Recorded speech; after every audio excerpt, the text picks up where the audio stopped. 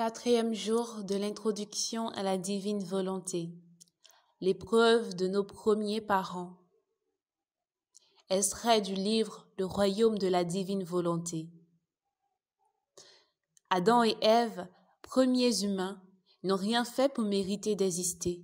Ils n'ont rien fait pour mériter ces beaux cadeaux de la vie, de la liberté, du bonheur et de la perfection. Ils n'ont rien fait non plus pour être couronnés du don de la divine volonté, laquelle les rendait semblables à leur Créateur. Tout résultait de l'amour infini de Dieu. Tout était sourire et festivité entre ces créatures bénies et leur Dieu.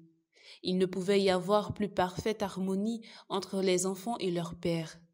Cependant, cette grandeur de l'homme devait être confirmée par une épreuve qu'auraient à subir Adam et Ève. Cette épreuve serait la bannière permettant de crier victoire. Elle mettrait en sécurité les faveurs que Dieu avait données à ses créatures. L'épreuve fait mûrir l'âme et la dispose à faire de grandes conquêtes. Elle est le sceau de la liberté. Donc, pour mettre le sceau sur cette glorieuse œuvre d'amour, Dieu a soumis ses créatures bien-aimées à un test d'obéissance à sa volonté. Il leur a demandé de ne point toucher à l'arbre situé au centre du paradis et de ne point manger de son fruit. Quand Satan, l'ange déchu déguisé en serpent fascinant, raconta à Ève une histoire impossible, qu'elle pourrait être comme Dieu, indépendante de lui, connaissant le bien et le mal, elle succomba à cette tentation d'orgueil qui obnubila sa prudence et la conduisit à une mauvaise utilisation du noble cadeau de la liberté que Dieu lui avait fait. Elle a ainsi cessé d'aimer Dieu plus que tout et, par sa vanité, elle a perdu la conscience de son néant. Elle a par-dessus tout perdu sa couronne du don de la divine volonté qui ne peut régner dans un esprit orgueilleux. Pauvre Ève, elle n'aura plus désormais que sa seule volonté humaine pour l'animer. Il n'était pas dans le projet du Créateur que la volonté humaine puisse opérer séparément de la volonté divine. Par eux-mêmes, Adam et Ève n'étaient rien. Ils ne pouvaient exister, ni posséder quelque chose par eux-mêmes. Tout était le résultat de l'amour, de la bonté et de la volonté de Dieu, le seul être existant par lui-même. Ainsi, avec sa pauvre et misérable volonté humaine, coupée de celle de Dieu, Ève prit du fruit de l'arbre que Dieu lui avait commandé de ne pas toucher. Ceci semble incroyable. Une créature à qui tout avait été donné, même la plénitude de la vie divine, rejeta ce suprême cadeau de Dieu. Cependant, tout n'aurait pas été perdu si Adam, le premier à être créé, avait corrigé Ève et l'avait amenée au repentir. Hélas, Adam lui aussi a succombé à l'orgueil. Il a lui aussi arrêté d'aimer Dieu par-dessus toute chose. Il a préféré plaire à sa femme plutôt que d'obéir à son Créateur. Et voilà le résultat de l'orgueil de nos premiers parents. Ils passèrent de la plénitude de la vie divine à la plus profonde misère. Quelle folie, quelle perte incommensurable, quelle douloureuse et lamentable chose. Toute la nature pleure, toute la création pleure. Leurs rois et leurs reines ont perdu leur royauté. Désordre et dissonance sont entrés dans l'univers. La douleur de la mort est descendue partout sur la terre. La musique céleste ne remplira plus l'univers comme avant. L'idéal du Créateur s'est brisé, mais pas pour toujours. Commentaire. Vivre dans la divine volonté ne veut pas dire que notre volonté propre est réduite en cendres. Dieu a créé l'homme libre de répondre oui ou non à son amour.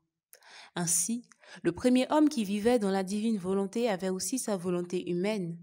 pas pour tergiverser entre les deux volontés, mais pour choisir laquelle il voulait laisser dominer en lui. Il aurait été sage que le premier homme choisisse la volonté de Dieu et refuse le fruit défendu de la main de l'ennemi. La volonté humaine, toute seule, ne suffit pas à l'homme pour garder l'équilibre et la force. La convoitise l'a amené du côté obscur. Cependant, Adam n'avait pas idée de la dangerosité de sa volonté humaine sans la volonté divine. Ce péché a donc pu être pardonné, car il est né de l'ignorance. Ce n'était pas un péché d'obstination, qui est le blasphème contre l'Esprit Saint, qui ne peut pas être pardonné. Si nous continuons à croire que nous sommes quelque chose, que tout seuls nous pouvons faire quoi que ce soit, nous demeurons dans le mensonge, car même notre souffle nous a été donné. Exalter Dieu n'est pas rabaisser l'homme, comme le croient certains philosophes. Si Dieu est grand, son image est grande aussi, à condition qu'elle se garde dans sa position d'image et ne tente pas de voler la place de Dieu comme le voulait Ève. Chose impossible d'ailleurs. C'est pourquoi faire la volonté de Dieu et se soumettre en tout à la volonté de Dieu est quelque chose de très louable, qui nous met en état de grâce pour être sauvés. Mieux encore, lorsqu'on entre pour vivre dans la divine volonté, car nos actes sont transfigurés par la puissance de Dieu et deviennent les actes mêmes de Dieu.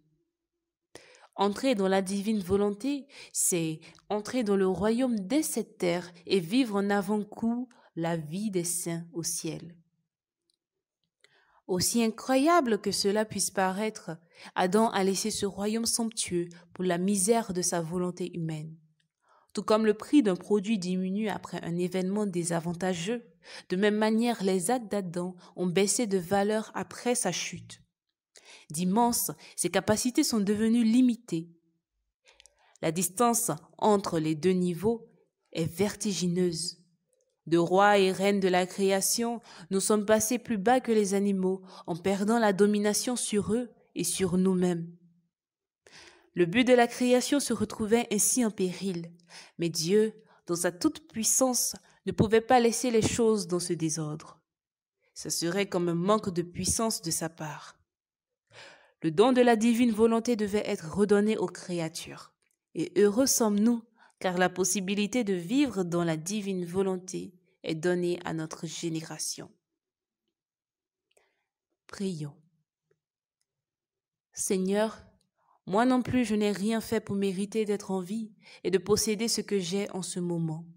Je te demande pardon pour toutes les fois où j'ai cru que de ma propre force je pouvais m'élever, alors que tu demandes à ce qu'on s'humilie, qu'on reconnaisse notre néant en nous abandonnant entre tes mains, pour que tu puisses nous élever. Seigneur, fais-moi comprendre le sens du véritable abandon à ta volonté. Maman Marie, sois mon éducatrice dans cette découverte de la divine volonté. Je te salue Marie, pleine de grâce, le Seigneur est avec toi. Tu es bénie entre toutes les femmes, et Jésus, le fruit de tes entrailles, est béni. Sainte Marie, Mère de Dieu, prie pour nous, pauvres pécheurs, maintenant et à l'heure de notre mort. Amen. Pratique. Dans un premier temps, contemplons la profonde blessure que ressentirent nos premiers parents en sentant la divine volonté les quitter et en vivant de leur volonté propre. Le repentir qui habita l'âme de nos premiers parents, la tristesse de la Sainte Trinité qui voit l'homme et la femme, créés à l'image et à leur ressemblance, tomber dans le gouffre et l'amertume de leur propre volonté humaine. Dans un deuxième temps, en fin de journée, posons un acte de dévotion. Cela peut être une prière qui nous est donnée dans la journée, une envie d'aller déposer des fleurs auprès du tabernacle dans l'église, tout geste que l'Esprit Saint pourrait nous inviter à suivre. En posant cet acte, nous le faisons avec tout notre amour que nous déposons dans la volonté de Dieu. Une offrande de pur amour et de réparation dans la volonté de Dieu, comme l'Esprit Saint nous invite à le faire.